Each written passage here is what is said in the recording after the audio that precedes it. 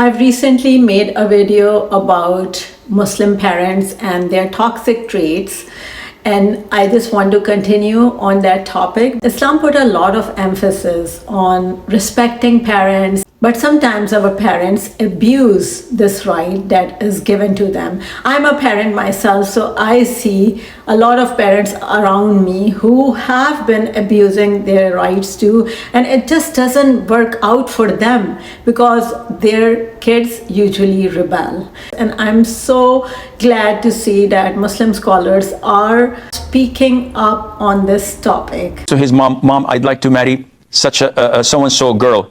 She's a sister of my friend. And she says no, and she curses him. He goes to his father, and he only finds the same treatment, and he curses him. And they all say, we have nothing to do with your marriage. Not only that, if you get married, we will not talk to you. We'll discommunicate with you. We will boycott you. We will not look at you or at your wife or at your children. And we'll curse you day and night. Well, sad news is, most of the boys could care less, because the father and the mother are transgressing against their son. They're committing a major sin when they stop him from marrying. He must marry the woman we choose for him. Wrong. He's not obliged to marry whomever you choose for him. He's the one who's gonna live with her for the rest of his life. You don't get to choose for him.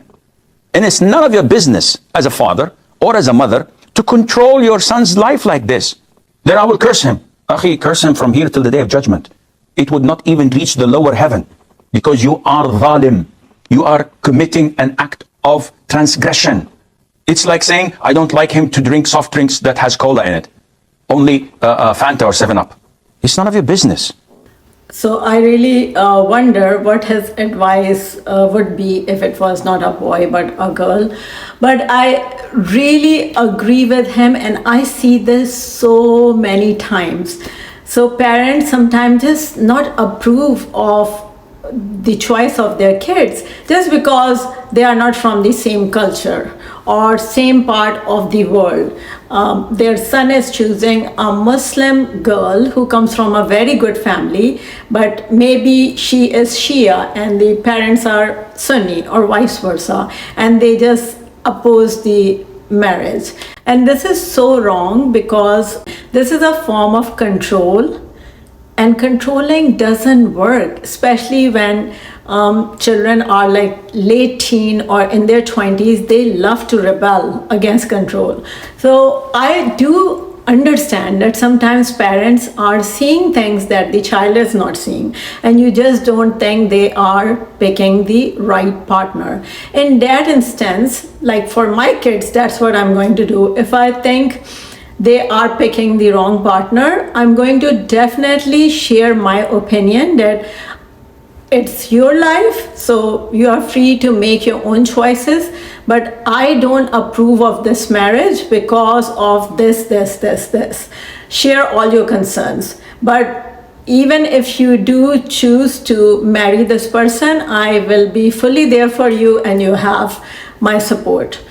So just make sure you do let them know your concerns, and then the decision is up to them. But they are the one who have to make all the decisions. So I really like how upfront he was and said that this is actually a major sin. The way you address someone with love and respect, it actually is a form of comfort.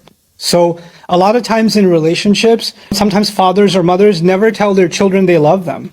They just don't tell them that. Or they don't call them with loving names. They just say, hey, what's this in the kitchen? Hey, you, what are you doing? Like that. But when you say, not my beloved, because that sounds a little Shakespearean, but, hey, I love you, come here. Hey, my beautiful boy, come here. Hey, my wonderful daughter, come here. Like even these little phrases, what do before the come here? The come here is going to get said anyway, right? But when you cushion what you're going to say, whatever it may be, maybe an instruction, maybe a conversation, maybe even something harsh that you have to say, but when you cushion it like that, what does it do to the listener?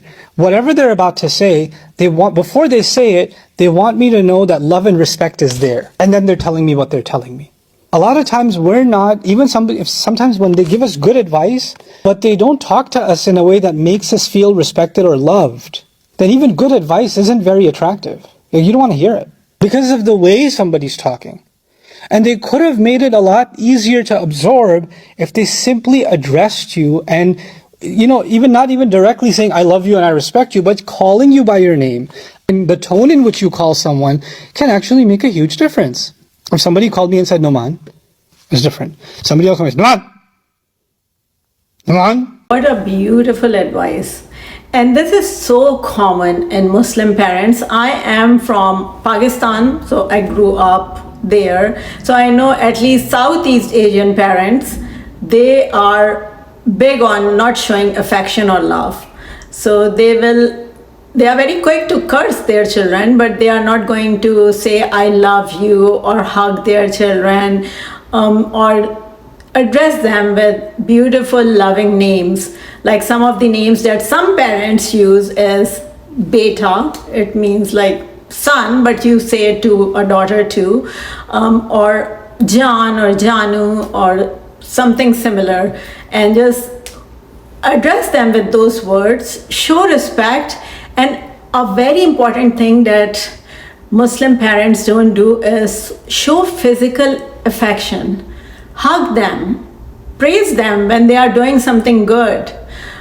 Hug is so important. Like a human hug can soothe someone, can really ease someone's worries, can build trust. These are some very simple, sweet little gestures that can be easily used, but for some reason, I don't know, they are not used as commonly by Muslim parents. And if you're giving an advice to your kids or in general, there's a very, very good rule you can use, which is very effective. It's called sandwich method. First layer, you appreciate what they are doing good and what they are doing right. Then in the middle, you add your advice, but make sure you are not belittling them when you are adding your advice. It's a suggestion. And then end it with something good about them or how that advice can make them do even better. It is very effective. Use it with your children next time. Why is it always hell for the kid to hurt the parents, but it's fine when the parents to do? Who said? Who told you it's fine for the parents to hurt and transgress against their children? La, بالعكس. They're also accountable and they are sinful and they will be punished. What kind of Islam do you know, yani? This is not part of Islam. Yeah, if you transgress against a kitten, a small kitten, Allah will punish you. Let alone your children. The responsibility. Allah, Nabi sallallahu alaihi wasallam قال كلكم راع وكلكم مسؤول عن رعيته. You're all shepherds and you're all responsible. So be responsible towards your family members. So I don't know what. One thing I want to share as a psychiatrist, I have learned every mental disorder stems from trauma, and trauma usually during childhood, from birth until like 18 or 20 or maybe up to 25. And especially first 10 years are very important because children are like sponge. They absorb every single thing. If you are showing them affection, they will absorb it and become the kind, affectionate human that you want them to become. And if you are cursing at them, yelling at them, disrespecting them, belittling them, comparing them with other kids, those are the things they will absorb about themselves. And what will happen, they will think that they are just not good enough to be loved, they are not worthy enough to be loved, and then that will cause very deep insecurities, and that will affect them later in their life, in relationship, and it will come up in a lot of different situations. That's why it's so important to develop healthy attachments with your children, and it can only be possible when you are a responsible, reliable, affectionate parent for them.